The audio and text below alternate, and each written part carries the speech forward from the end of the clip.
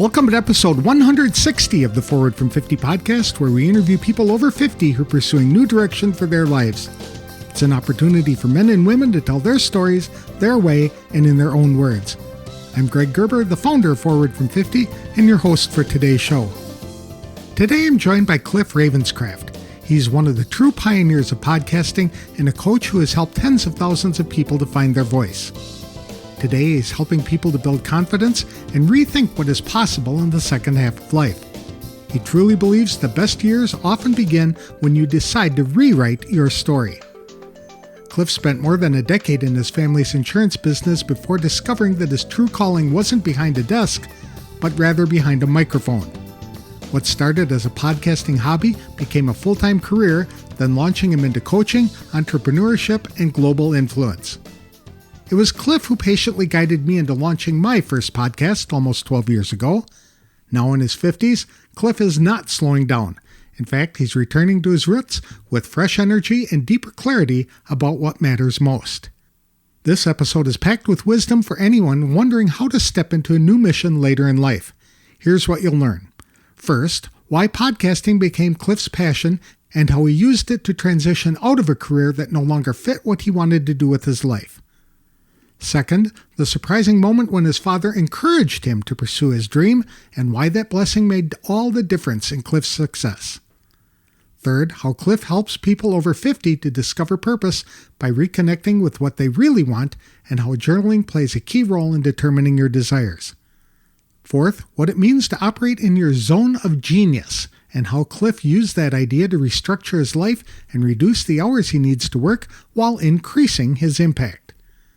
Finally, Cliff challenged me on the ways seasoned citizens who choose recreation and relaxation are still contributing to society, but in different ways that don't involve work.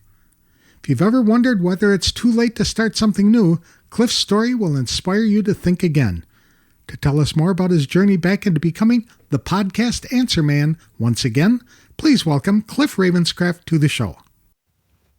Thanks for joining me today, Cliff. I really appreciate the time. You were an early adopter to podcasting. What attracted you to that?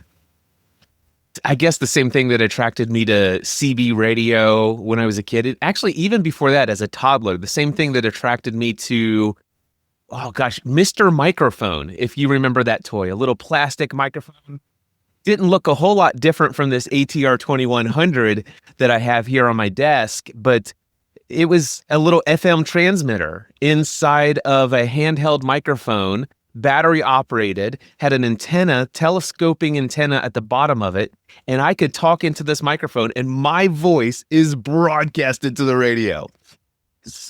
Going later, there was the ability for me to speak into a handheld two-way radio, CB radio, and I'm talking to people 10, 20, 30, 50 miles or in any direction around my house. And just the idea that I could be sitting in my home and my voice is transmitted out for other people outside of my neighborhood even, that's always been this wild and crazy attraction for me since I was a kid. That's neat. And when at a young age, I thought I was going to go into amateur radio. I failed the test for amateur radio by one question, and I got too impatient to wait around for the next test to come along. And so I ended up going down the internet communications route instead of the analog communications route. And that led me into computer bulletin board systems, and that eventually led me to blogging for just over a decade. And when I learned that I could reach the same audience that my blog could reach, but by speaking into the microphone instead of typing, I'm like, yeah, I thought I was going to be an author, but no, I'm going to be a podcaster. That's what attracted me to it. You have the voice for all of this. That's for sure. Yeah. I hear that a lot. And there's certainly maybe something about the tone of my voice and things, but I will say the way that I communicate now, you are hearing somebody who has been communicating in audio form into a microphone, telling stories, captivating audiences for 20 years now. I've done 55 podcast shows, and I have produced well over 4,800 podcast episodes.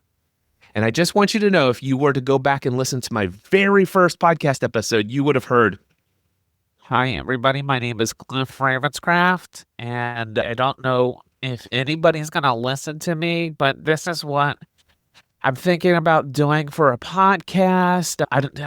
These are my interests. And it sounded terrible. But if you stick with something long enough, I am an avid fan of this quote that I first heard from Dan Miller years ago, author of the book 48 Days to the Work You Love. Find something that you love to do so much that you'd be willing to do it for free. Then become so excellent, master that skill to the level that people would pay you to do it." That's very good advice. Absolutely. I understand your first career was in insurance, though. Isn't that correct? Yeah, the first, if you want to call that career, I basically started when I got married at the age of 22 or something like that. My mom and dad owned an insurance agency that they took over from my grandfather, who started the agency in 1937. And yeah, I was an insurance agent, independent agent that sold auto, home, life, health, and business insurance.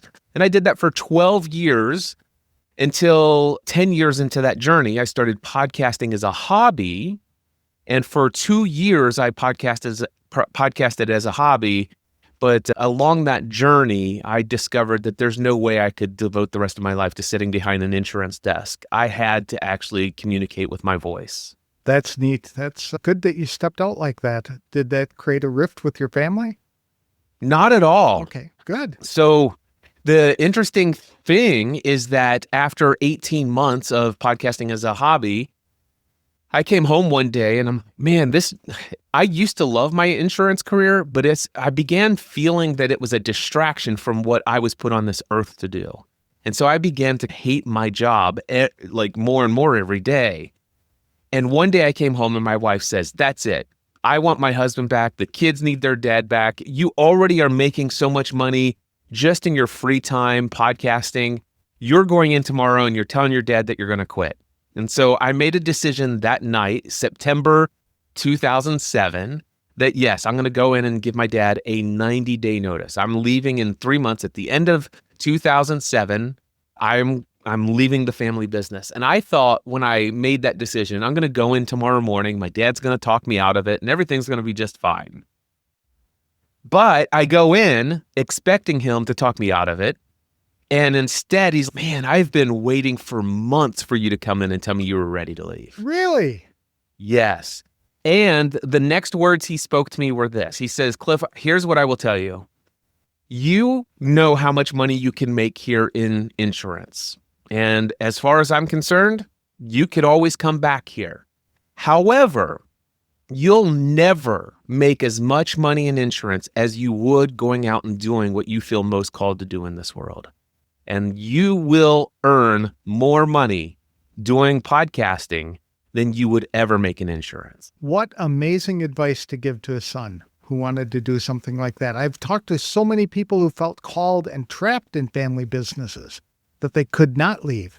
But your father encouraged you to do that. So that's great advice for those of us who are seasoned citizens who have to have that relationship with our older children.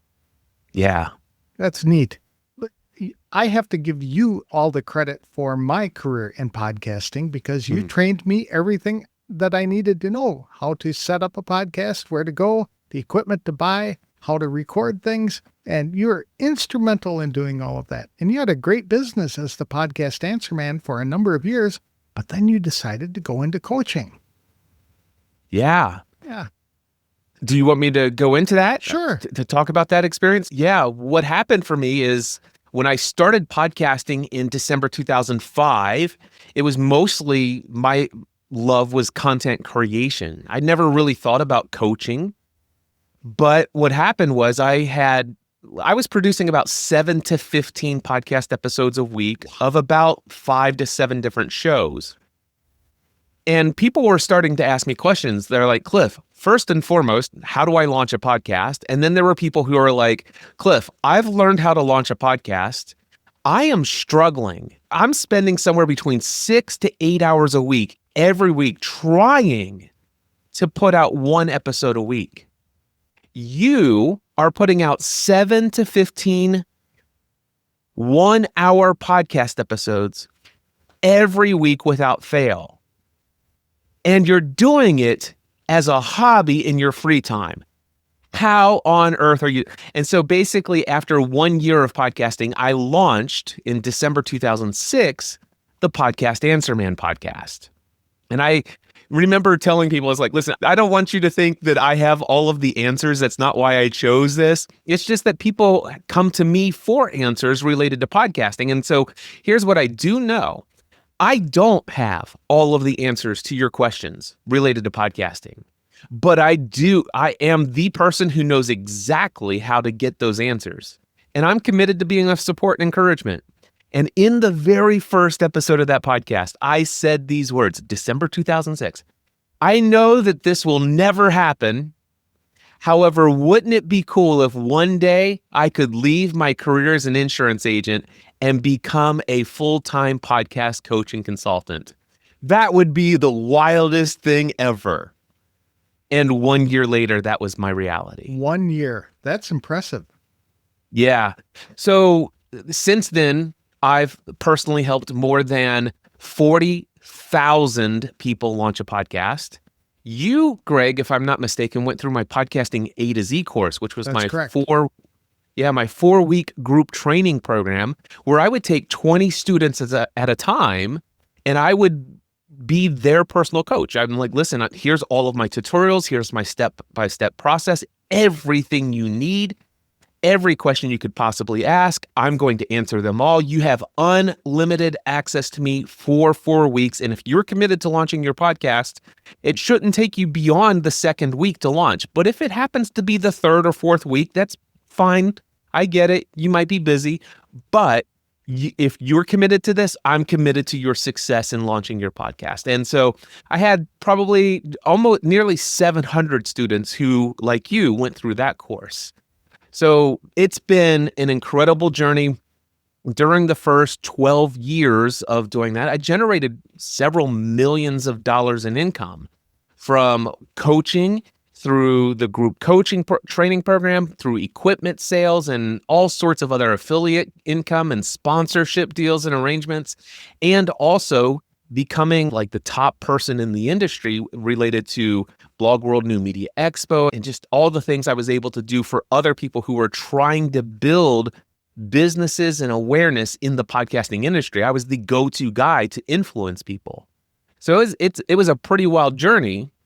And the interesting thing that I learned, Greg, through all of this was that through these 4-week group coaching programs, I had people who had graduated the course. By the end of the 4 weeks, they had successfully launched their podcast, but they were signing up for the next session of Podcasting A to Z, which is a $2,000 course. And the first time this happened, I remember it was a guy in Stockholm, Sweden. His name is Rick Lindberg. And I reached out to him. I said, Rick, I have no idea what happened. I am so sorry. I just got an email notification that shows your credit card has been charged $2,000 again. I want you to know, number one, you're going to get a full refund within 3 to 5 business days, and I will get to the bottom of how this happened. He immediately responded, Cliff, don't send me a refund. That's no accident. I signed up for your course again. And I'm like, why? Because Cliff, at the beginning of the course, you said that we had the ability to ask you an unlimited number of questions, and you encouraged us not to limit our questions to the technology of podcasting. You said we could ask you anything about your entrepreneurial journey, about your mindset, about how you do things productivity-wise. And I got to tell you, you helped me launch my podcast. Thank you. But I signed up for 4 more weeks of getting coaching to you because I love asking you questions about mindset, business strategy, and just life in general. So if you don't mind, I'd like to go through your course again. Keep the $2,000, please.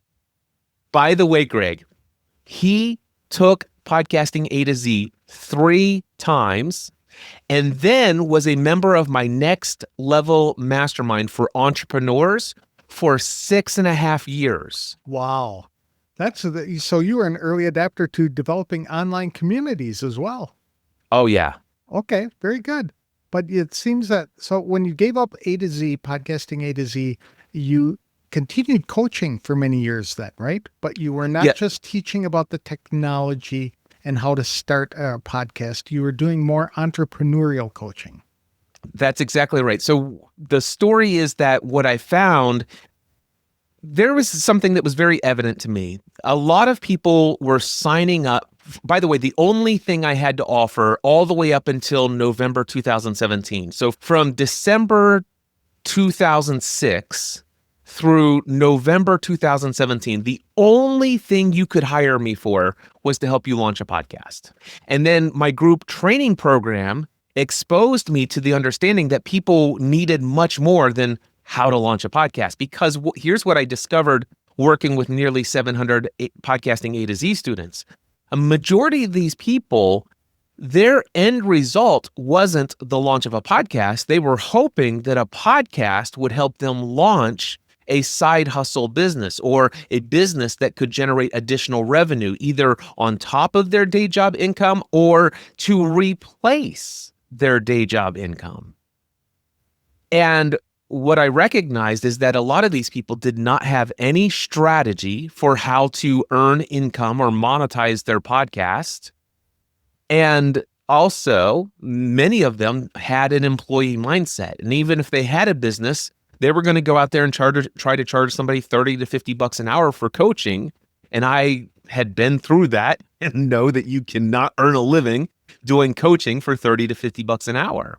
And so basically what happened and what happened with all of those clients in A to Z, I was helping them understand business. And if your intended purpose is to earn income because you have a podcast, let's talk about how the podcast, instead of seeing it as your product, let's see it as a marketing tool for your products and services of your business. So instead of you creating a podcast and hoping you'll go find a sponsor for your show that has no listeners yet, how about you create a business product or service that people want to pay you for, and you become the sponsor of every episode of your own podcast? And so I started to see a lot of success, and that's why people came through podcasting A to Z multiple times.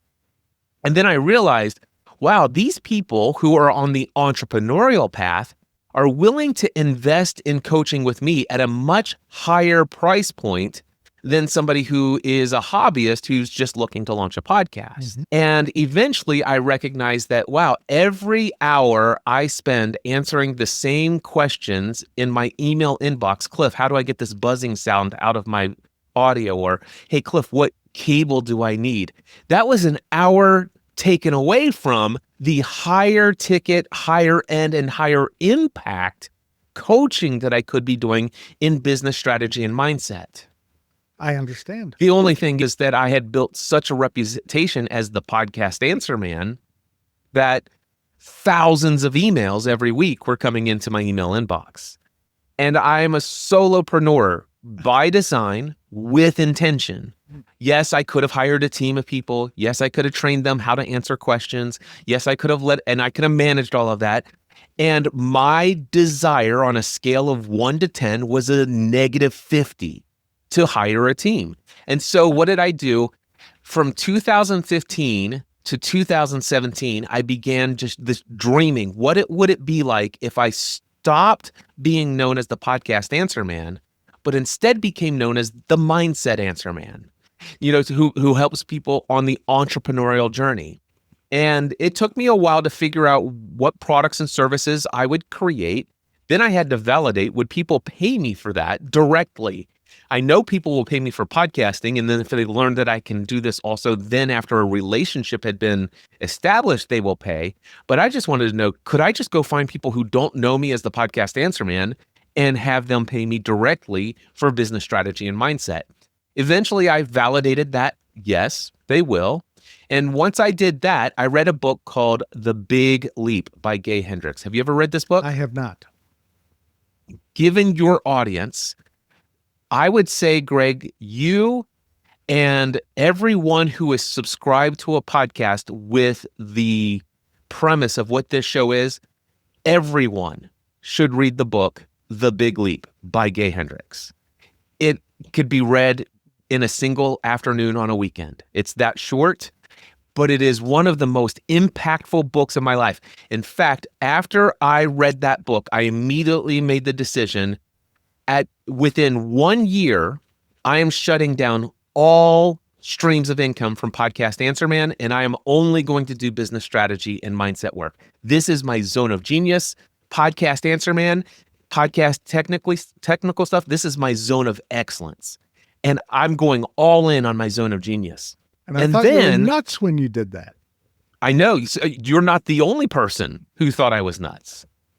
However, after about 2 weeks, I did an update and I said, remember how I told you I was going to give you 12 months? If you want to take podcasting A to Z, you've got within this next year is your last chance. I'm sorry to tell you, the next session of Podcasting A to Z is my last session of Podcasting A to Z. I'm done at the end of this year. And boom, this is it. I need to move on. My zone of genius can't be delayed any further.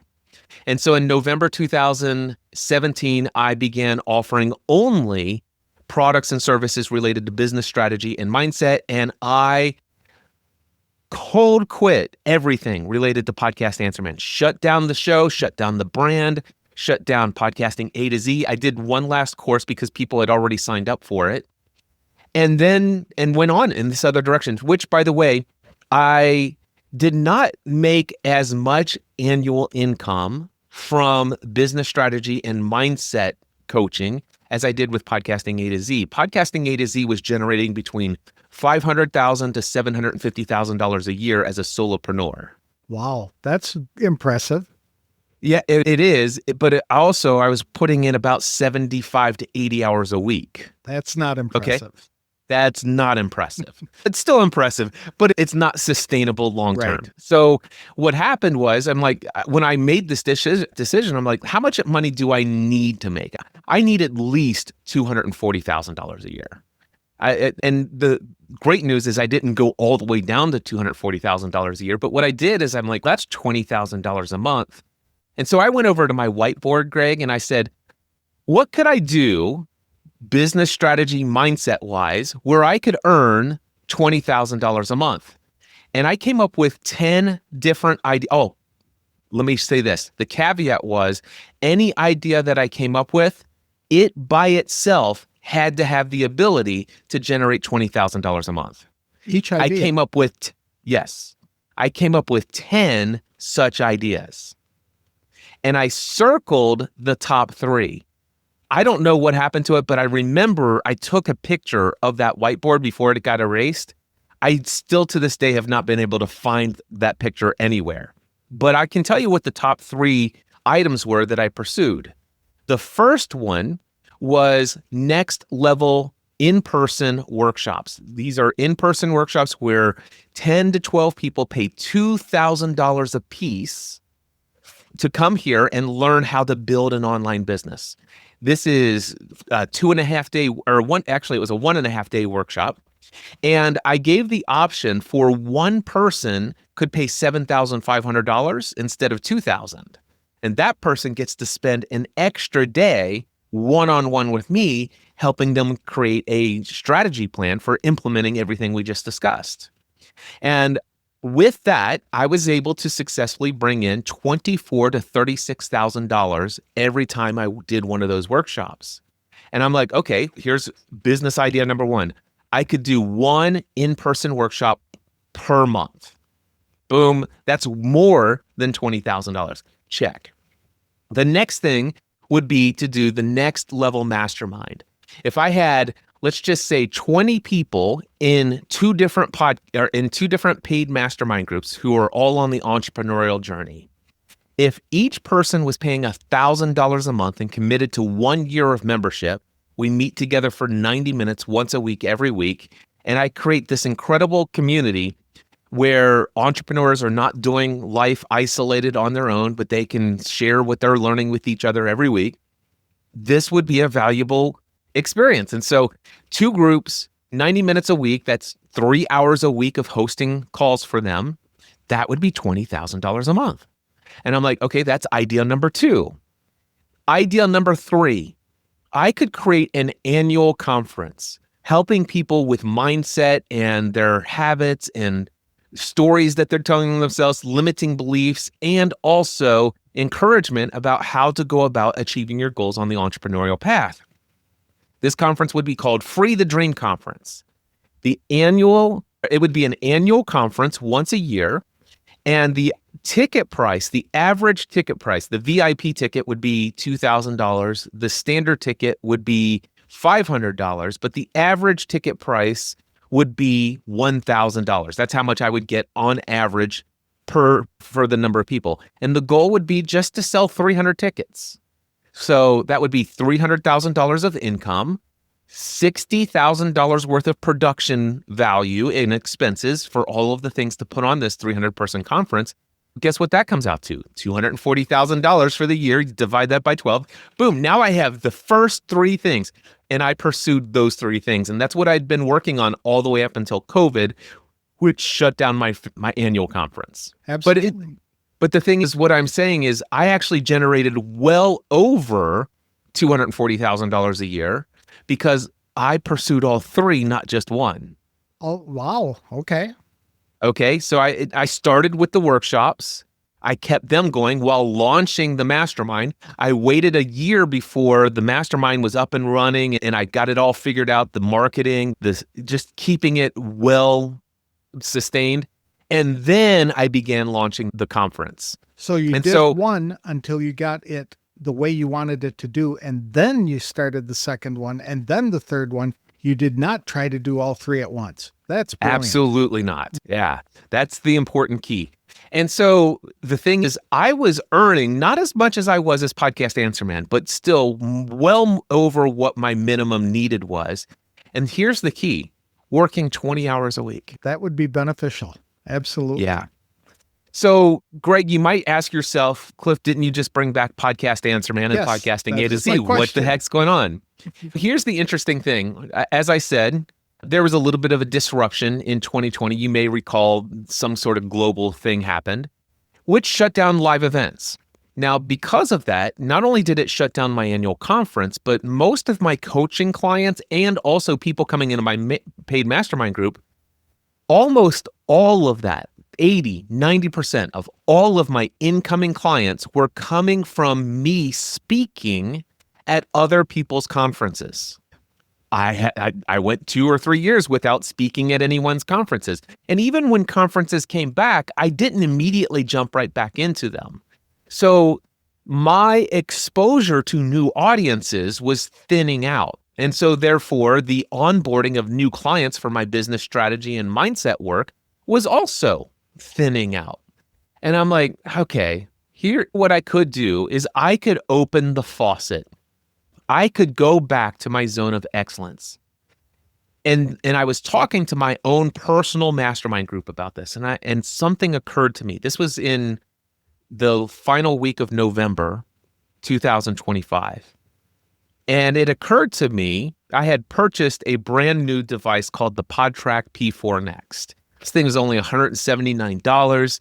And this little device does the same thing that $1,800 worth of equipment did 10 years ago. I've got one. Yes. It is absolutely mind-blowing. I bought 2 of them. As soon as I got my first one, I'm like, I had it for 2 days and I'm like, okay, I need one for my go bag, and I'm going to push my Rodecaster Pro 2 to the side. So I love this thing. And I started publishing content about my excitement and enthusiasm without thinking about it. And Greg, you might imagine what happened next. Technical questions about it started to roll in. I'm like, oh, what have I done? And one of these questions came in from a guy named Paul Spain in New Zealand. And Paul, by the way, was responsible for inviting me and paying for me, all expenses paid, to travel from Northern Kentucky to New Zealand, and gave me 10 days. All I did is give a 45-minute opening keynote address. He paid me to give the keynote address. He paid for my travel both ways. He gave me a car. He gave me a house not an Airbnb. He gave me a rental house that he usually rents out. He gave me an entire house for 10 days, all expenses paid, everything. And I'm like, okay. Then this is right before I left Podcast Answer Man, the brand, and he knew what was coming. But he's, Cliff, you've got to come to the keynote for the Asia Pacific Podcast Conference. And I'm like, I will come. I'll do that for you. So one of the questions that came in was this. He says, Cliff, I love the fact that, thank you so much for sharing all of the excitement and enthusiasm about the PodTrack P4 Next. Some of us have had the PodTrack P4 for the last several years. How is this one different, and would you recommend we upgrade? Now, if this was just an average internet user, I may have gotten that question, and ain't nobody got time for this. But now you can imagine the amount of reciprocity that's built up with my relationship with Paul Spain. Right. Based upon everything I just shared. I'm like, so of course I'm going to answer this.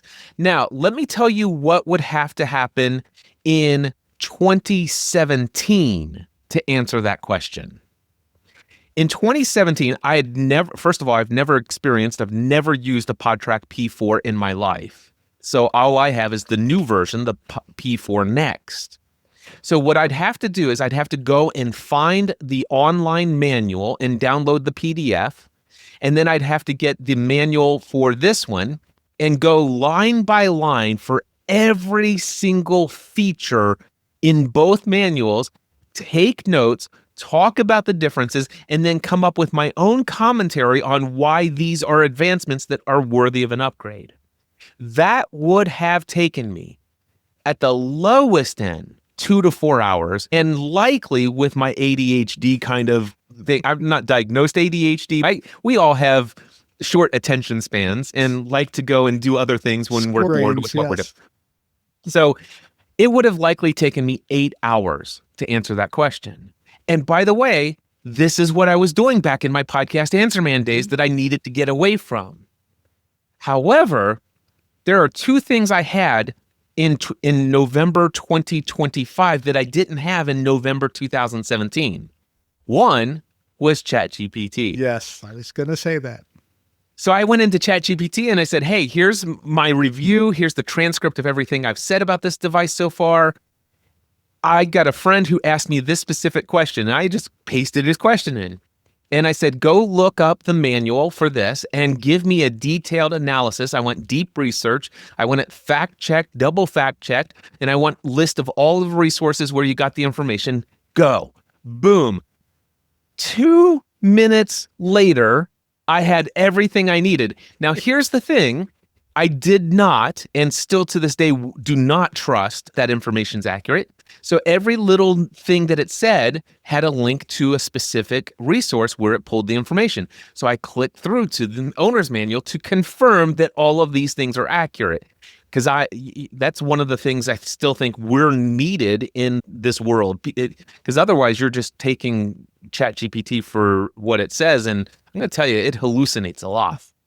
So anyway, I fact-checked everything. And then I pretty much created my own crafted response to this question. And what would have taken me 8 hours previously now just took place in 25 minutes. That's incredible. Wow. That's tool number one. Tool number two that I didn't have back then is I have a Notion account. And I have a knowledge base inside of Notion so that every time somebody asks me a question and I research an answer, I actually do all of that work inside of Notion. And then I just copy that information and then paste it into the comment on YouTube, or paste it into the comment on Facebook, or paste it into an email response. But all of the information is there. So guess what happened when the next 7 people asked me, how is this different from the original PodTrack P4? I went in, highlighted, paste, highlighted, copy, paste, copy, paste. I'm like, I am going to bring back Podcast Answer Man. Do you know how many people are looking for answers related to podcasting who have no idea who Cliff Ravenscraft is? And many of them are on the entrepreneurial journey who are looking to create additional income or looking to start a business or grow a business, who are struggling in their business. That is the business strategy and mindset work that I do.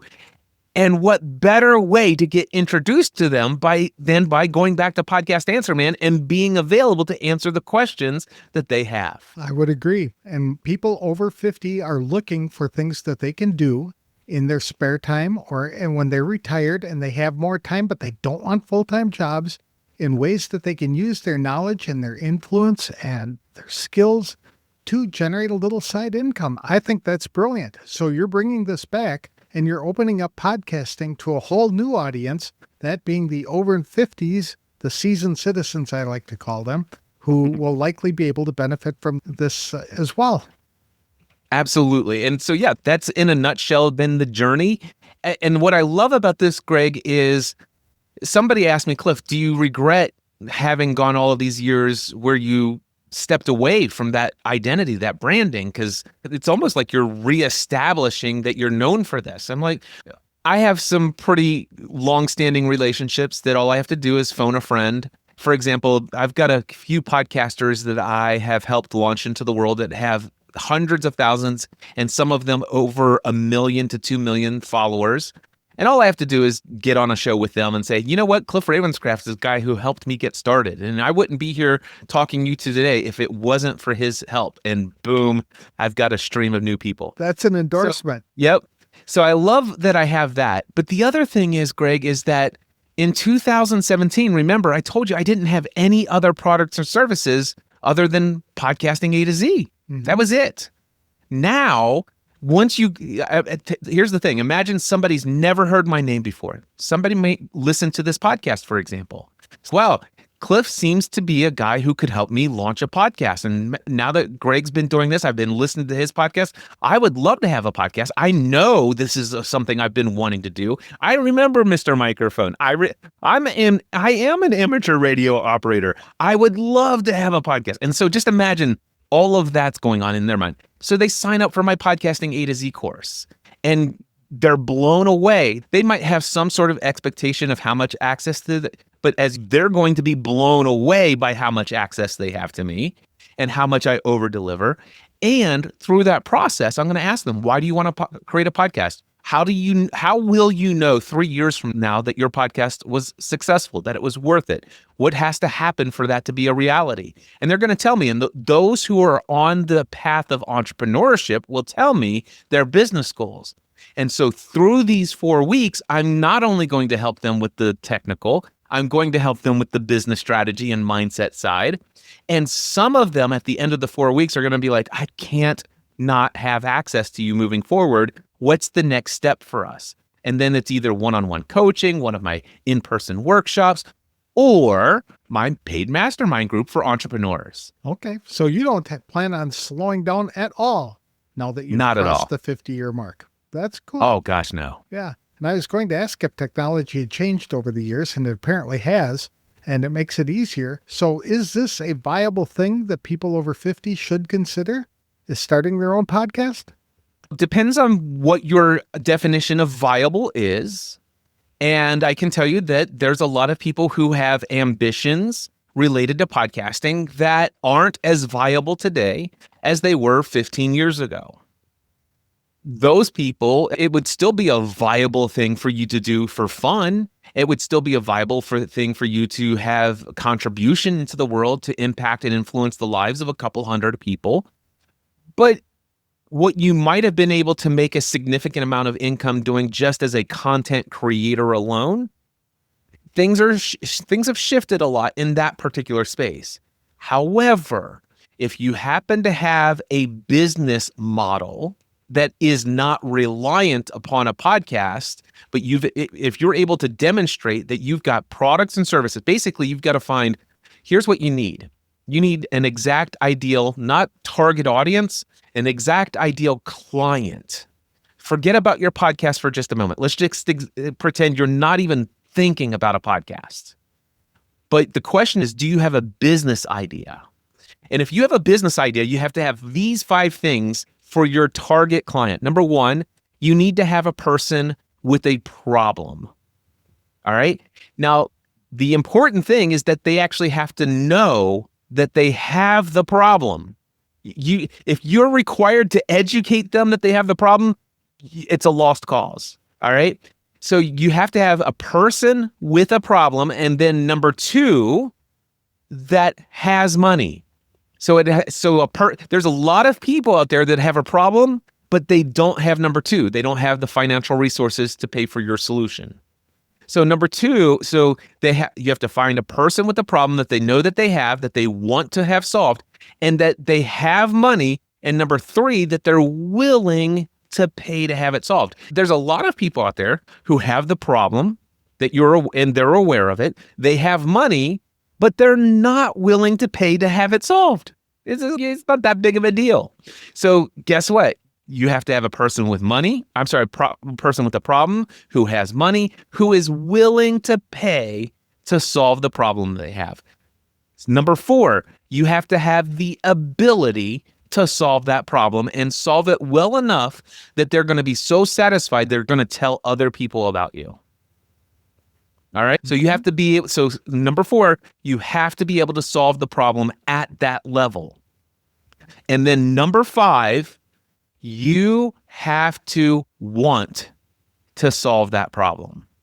It can't be something that you dread solving. It's got to be something that you love. It's the only way this is going to be sustainable. Now, Greg, if you have a business model that has a target audience that fits all five of those things, then yes, a podcast can certainly help, because a podcast is going to help you demonstrate who you are. You can create a podcast that will attract the audience that you've identified. You will be speaking in their language. You're going to be giving answers to the questions that they're have in their head that's keeping them up in the middle of the night. They're going to come to know you, like you, and trust you through the podcast. And that podcast, again, is going to be a marketing arm of your business. That's great. So we can have two different kinds of podcasts, one for the business, but one to just share your expertise with others. If you're really not trying to do a business, is that still something that seasoned citizens might be able to join? To do? Yes. You could see how heavily I am focused on helping the entrepreneurial people, Absolutely. right? Let me double down on this. You do not have to earn money from a podcast. And so remember when you said, is it still viable today? If your definition of viable is, hey, can I still record a podcast in my home and then publish it to the internet and share what is on my heart to share in hopes that it will have a powerful and positive and profound impact in people's lives. And I would be okay if that's 50, 60 people that listen to each episode, or even if it's 100 to 200 people. I don't need to earn any money from this. I don't need hundreds of thousands. I don't need lots of accolades. I just need to know that each week somebody out there, a group of people, are interested and looking forward to what I have to share next in my next episode. Is that still, if that's your definition of viable, then yes. Very good. It's viable. I think a number of seasoned citizens would consider doing that because they are looking for a fun way to share their knowledge and give them a sense of purpose and bring more meaning to their lives. And this seems to be one way that they could go out and do it. To enroll in Podcast Answer Man, what would it take for them who wanted to get started the right way and learn from the expert to know how to get everything set up and just jump into it without having to watch a bunch of YouTube videos and try and figure it out on their own? I will say that if you sign up for Podcasting A to Z, I am going to give you not YouTube videos, but my personal tutorials that will walk you through step by step how to do things. They're in your own home on your own schedule. However, the interesting thing, unlike those YouTube videos, for 4 weeks, if you hit any snag, every question you have, I am there to answer it. And you have access to talk to me beyond questions related to that. So podcastinga2z.com. That's where you go. Podcastinga2z.com. Sign up for my next session. As we're recording this, my next session is January 26th, but I'll be doing several of these through 2026, I'm sure. I'm not sure what the future dates will be, but absolutely, that's where you go. Podcastinga2z.com. It seems like you're doing a lot of work. What do you do for fun now? I answer people's questions related to podcasting. I answer people's questions related to business strategy. I answer people's questions related to mindset.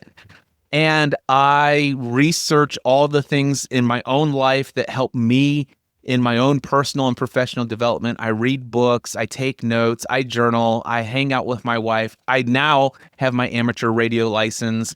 I bounce my voice off of the ionosphere and talk to people all over the world without the internet. And are the 3 kids still at home?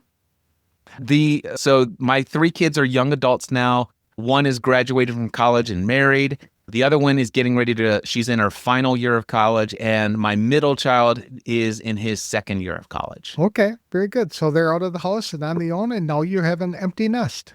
It is an exciting time of life. If you could turn the clock back, is there anything you'd do differently? No, absolutely not.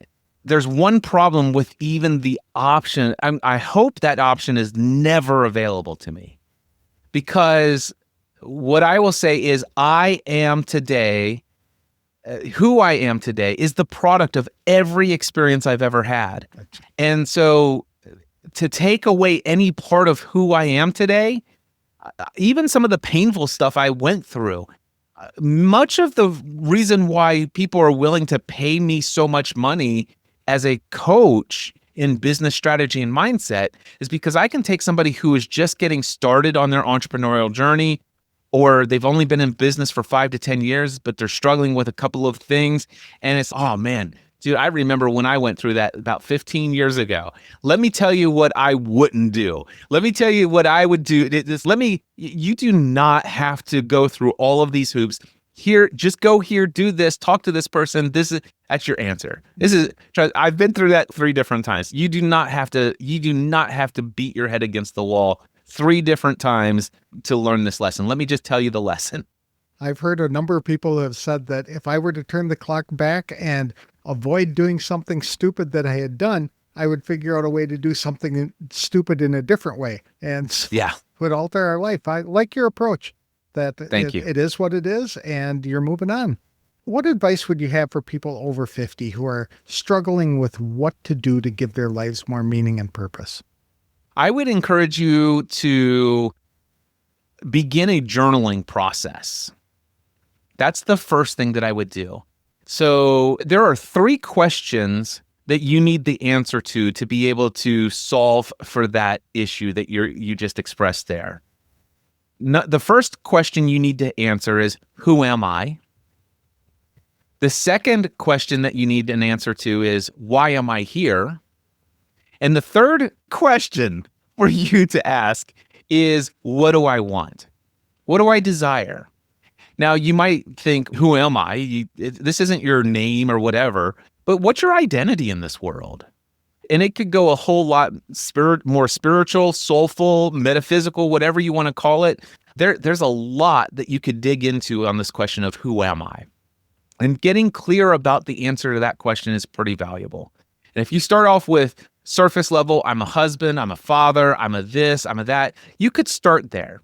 But eventually, if you continue to journal about this question, you'll find that your understanding of who you are will evolve to a much deeper level. So I would encourage you to start that process. That's a great idea. The second one, thank you. Yeah, because a lot of seasoned citizens, they lose their identity.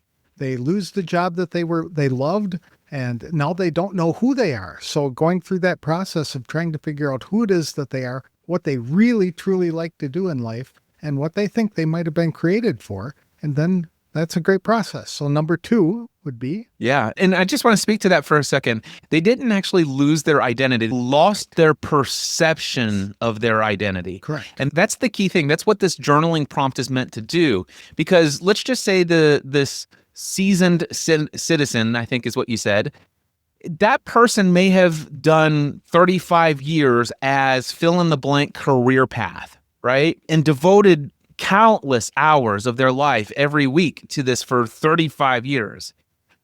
In some ways, they think my identity is that I am this career, I am this professional identity. I did these things, I accomplished these, I got these accolades, I got these awards, I had these achievements. But here's what I will tell you. If you go back to, let's just say, 3 to 5 years before you ever entered that career path and asked, who was I then? You would have an answer, and it would have nothing to do with that, which means that's not your identity.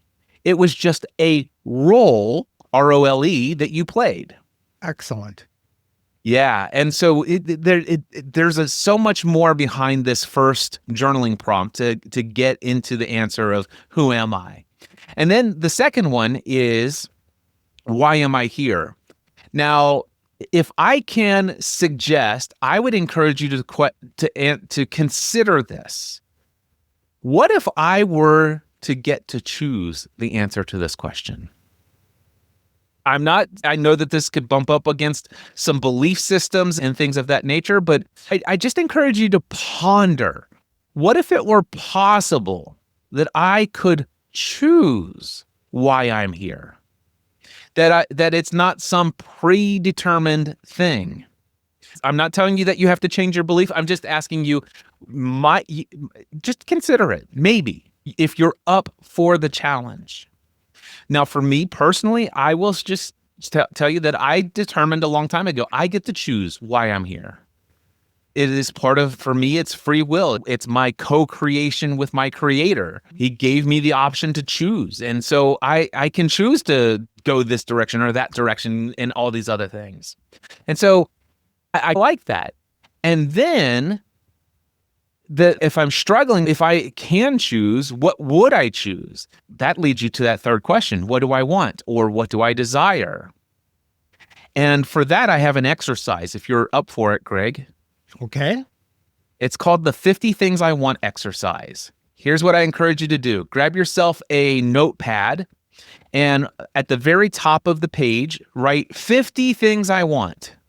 And on the left-hand column, starting at the top, going all the way down, write 1 through 25. Flip that notepad over, and then do 26 through 50. So you got 50 lines. Here's your exercise. Ask yourself, what do I want? If I could have anything I want, what do I desire? Now, here's the caveat. You cannot ask yourself, is this possible? Do not ask yourself, is this selfish? Do not concern yourself, what would people think if they knew that I wanted this?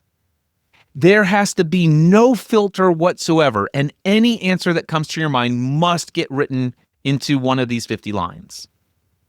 Now, you go through and answer that. Now, some people have told me, Cliff, I went through and I got to 23 and I'm stuck.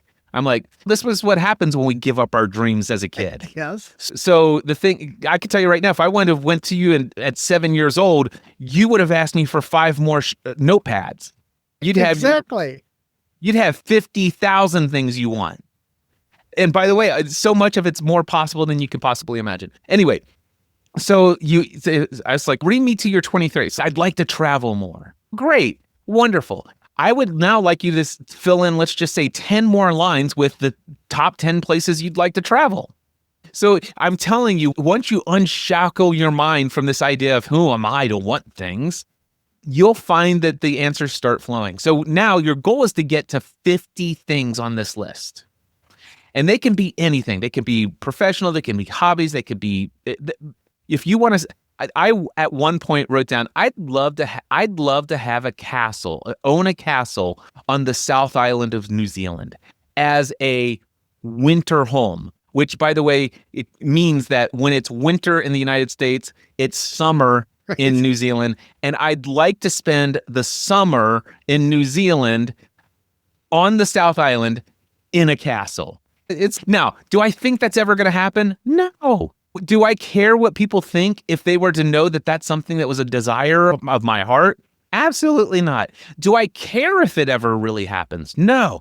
But if it were possible, would I accept it? If some crazy billionaire listened to my podcast all of these years and he passed away and in his inheritance, you know what? I want to leave my castle on the South Island in New Zealand to this podcaster guy who meant so much to me. Would I accept it? Yes, I would.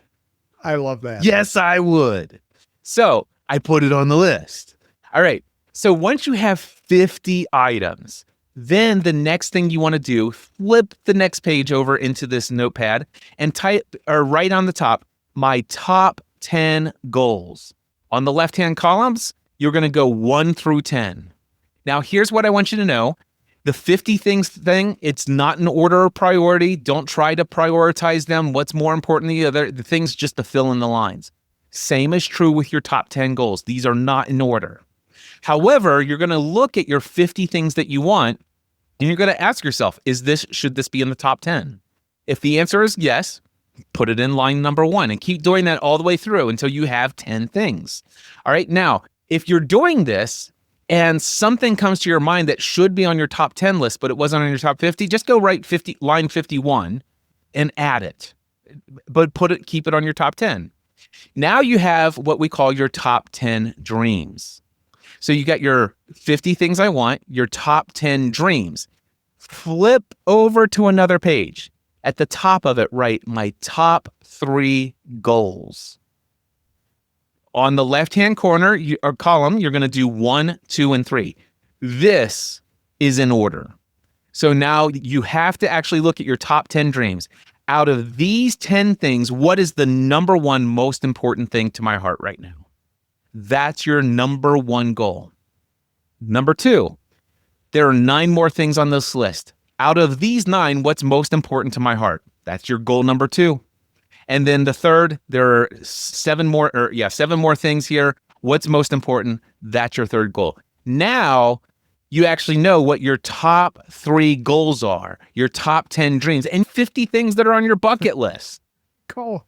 That's awesome advice, Cliff, really. And the great news is you hopefully got another 30, 50, 60 years left to go and fulfill it all. That's right. There is no time zone, and now that people are over 50, they often have more time than they ever have, so they can go out and do these things. That's excellent advice. Something you said earlier that really resonated as well is that your mastermind group gave you the permission or gave you the encouragement to restart Podcast Answer Man. And so when you're talking to other people about your goals and dreams, you have to be very careful who you're talking to, because the dream stealers, if you're teaching that or talking to them, they'll come in there and snuff out that plane before you can even start. Yeah, there's a couple of quotes out there. Jim Rohn said, your life will be the average of the 5 people you spend the most time with. Tony Robbins said it this way. He said, your life will be a direct reflection of the expectations of your peer group. Exactly. That is absolutely true. And even more, people are over 50 and they are hanging around with folks who have reached the end and they're ready to give up. All they want to do is recreate, and they really don't want to do anything to add value to other people or have ambitions that extend beyond themselves. So to focus on those people and their expectations, if you try to step above them, they'll be like crabs trying to escape a bucket. They'll reach and pull you down. There's a philosophical angle that comes to my mind that I don't know if you want to explore, that just came to me as you said that, or if you want to get close to wrapping up. Sure, you can explore that, and then we'll need to wrap up, yes. Okay, so when I hear that, there's something about, because I'm in the amateur radio community now. I got my amateur radio license back in 2024, and I absolutely love amateur radio. It was a desire of mine since I was 17 years old to get that license, and I can't begin to tell you how much I love it. And as a result of getting my amateur radio license, I'm now very involved in the amateur radio community, which has a pretty aging population to it. Yes. And so I'm in it, and I'm in the Cincinnati, Northern Kentucky amateur area, and there's a lot of amateur radio clubs. And I would say the average friend that I have in the hobby is about 70 to 75 years old. Wow. And I will say this, there are a number of them who have put in their years of service into the community and stuff like that. And they are at a stage of life where, you know what, the most exciting thing for them is, hey, Cliff, what are you having for dinner tonight? And that is really a valuable conversation for them. Now, it could be easy for me to say that this person has a lack of ambition and this person has nothing more than their just hobby interest in amateur radio, and they're really not contributing anything to the world. But my philosophical angle is, you know what? They've sown into the value of the community of humanity Right. for so many years. And you know what? They were sold the idea that one day they could go and play. And for many of them, they went most of their life without attending the inner child within. Correct. And so if they want to spend the remaining 15, 20 years of their life playing around on the having recess without any ambitions, I say, hey, it's your life. You get to choose. That is perfectly fine. And so what I would say is that even those people, many of them have a pension or even Social Security income, whatever it is, you know what? They're still contributing members of society because they're still paying property taxes. They're still buying food. They're still paying utilities. They're still actively part. And I think even those little economic things, while it may not be as ambitious as some of the other things, they're still contributing to society just by being a part of society. Some of them have medical conditions that require medical attention. And guess what? That's work for doctors. I'm telling you, my philosophical angle on that is not to judge them for how they choose to live their life and not be as ambitious as I. But also, to your point, some of them have attitudes.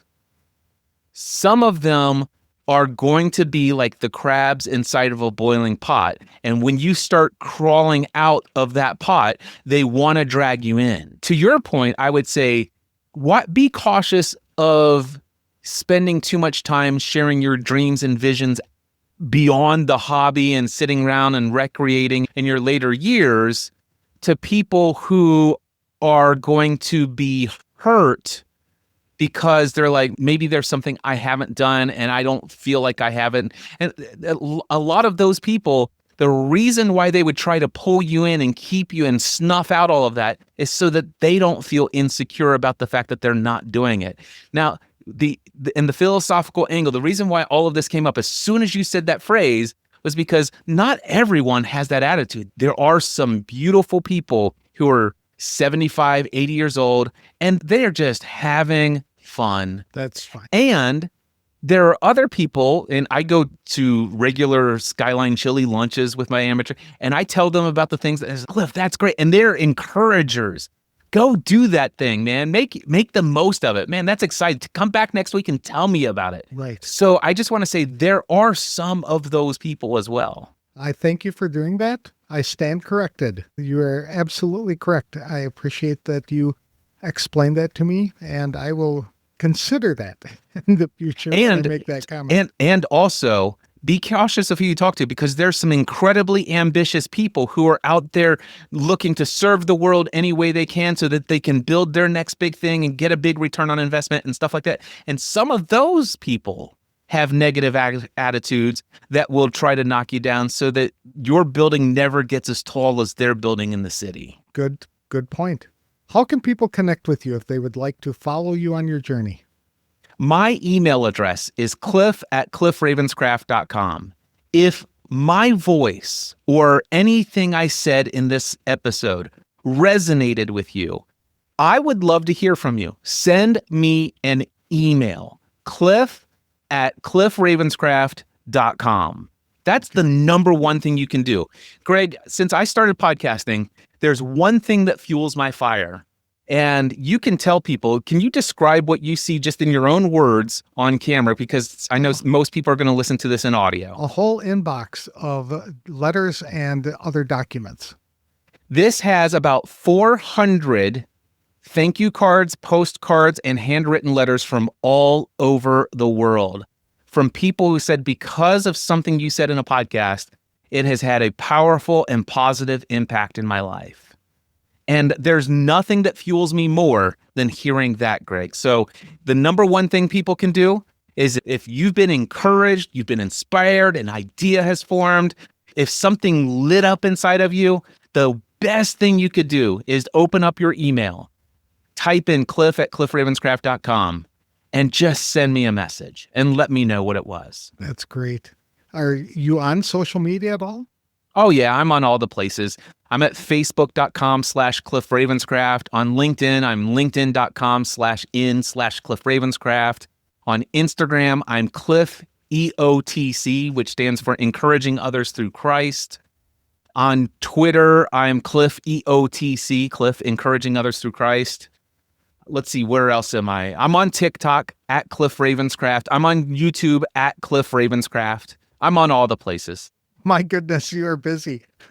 You'd have to hire somebody to manage all of that. My goodness. I'm a solo performer, my friend. I'm a solopreneur. I also produce 2 podcasts every single week. So if you like the business strategy and mindset stuff that I've talked about here, that philosophical way of thinking, because I hear things, Greg, and that's what I'm talking about. It's like mindset. It's different perception, different. I love the mindset side. So that's the Cliff Ravenscraft Show, and there are 804 episodes out there right now. And every week, Monday, the Cliff Ravenscraft Show. And then with Podcast Answer Man, I think I just did episode 480 of that. And now that Podcast Answer Man is back as of December 2025, I'm back every Friday morning at 12:01 a.m. with a new episode. Very good. Thank you again for sharing your heart with me today. I really appreciate it. I found this very encouraging, and I know other people will as well. So I wish you the best of luck in 2026 and beyond. You've got a lot of work to do. You're only 53. My goodness. We've got you got a couple just getting of started. That's right. Absolutely. I'm just getting the first 50 years of my life were preparing me for this moment. Perfect. I love how you ended that. Thank you so much for your time. Thank you. I was grateful Cliff Ravenscraft took the time to come on the Forward from 50 podcast. He's a very busy guy for someone in his early 50s. A lifelong communicator and business/life coach, Cliff has helped more than 40,000 people to launch podcasts or to fine-tune their businesses. Now he encourages others to find meaning and momentum after midlife. Cliff reminds us that the second half of life isn't just about doing less, rather it's about doing what matters most to you. Whether that's starting a business, launching a podcast, or simply sharing your wisdom, Cliff believes your voice still has power after turning 50. In fact, your purpose may just be getting started. Cliff also shared one of the most practical and freeing tools I've heard in a long time. He calls it the 50 Things I Want exercise. People write down 50 things they want to do, to own, or to visit. It's not prioritized, just a rambling list off the top of your head. The caveat is you cannot ask yourself if it's even possible to do that or to receive it. Nor can you care what others think about what's on your list. From there, you narrow down the 50 to your top 10 dreams, then prioritize that list into your top 3 goals. At the end of the exercise, you'll have your top 3 goals, top 10 dreams, and top 50 bucket list items. If you're feeling stuck, that journaling prompt could help you discover new clarity about who you are and what you want next. That exercise prompted Cliff to take up amateur radio and to utilize new technology to help people get into podcasting or to improve their shows. To connect with Cliff directly, send him an email at cliff@cliffravenscraft.com. You can also visit podcastingatoz.com to learn more about his next group coaching session, or go to cliffravenscraft.com to explore his coaching and mastermind programs. As Cliff said, the first 50 years were just preparation. The best part of your story might just be beginning. That's all for this week's show. If you'd like to start living a more meaningful life, I encourage you to download our free guide to finding purpose, which is available at www.forwardfrom50.com. I'll have another inspirational interview on the next episode of the Forward from 50 podcast. Thanks for listening, and if you like this show, please consider leaving a review wherever you download the episodes.